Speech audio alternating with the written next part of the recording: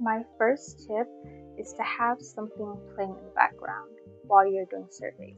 If you've been dozing off or feeling bored, try putting on a show or a movie you've watched before. You can put on things like Netflix, YouTube, sports if you're into it. My second tip is to have a snack because it helps you maintain your focus and gives you energy, depending on the snack. Now, a good snack should be mess-free or eaten with a utensil.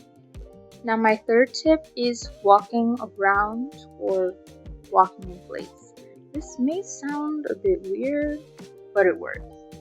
If you have a phone or a tablet or laptop stand that you can put on a table or something, or if you have a treadmill or a walking pad, walking around or walking in place gives your body something to do while your mind is busy doing surveys. You don't need to do it for the whole survey. It can just be for a minute or two or longer if you prefer. If your eyes feel strained or you're constantly blinking, you should start taking screen breaks. Even if you don't get eye strain, looking away from the screen and refocusing your attention to something else for 10 to 15 seconds will make a difference. While you're doing the survey, you can look away every 5 minutes or so for about 10 to 15 seconds to something else during the survey. But of course, adjust the time to meet your own needs. After the survey, you can take a 2 to 3 minute break or 4 to 5 minutes, especially if you've done like a really long survey. Another tip is to have another screen available. So if you're like me and you love to multitask, having another screen available helps. You can do your surveys and you can do other tasks too. So texts, emails, quick messages, or do you want to write something quickly in your notes? You can do that.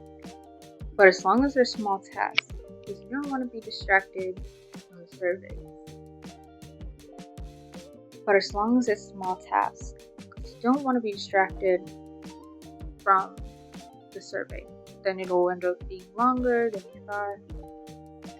Just do small tasks. Okay? Small tasks.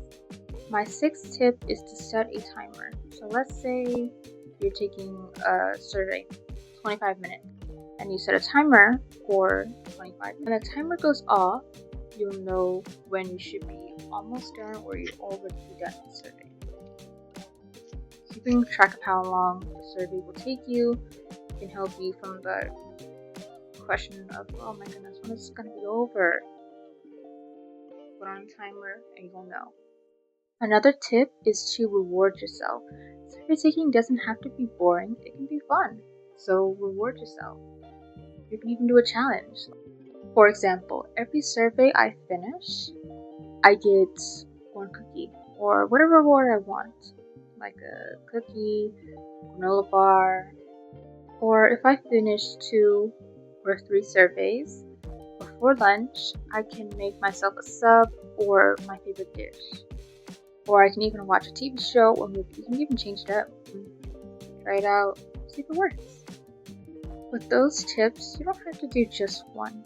You can combine a few of those tips to enhance your experience. You can even change it up once in a while. You want to save more money, right? I know you do. So make sure to subscribe for more budget-friendly advice.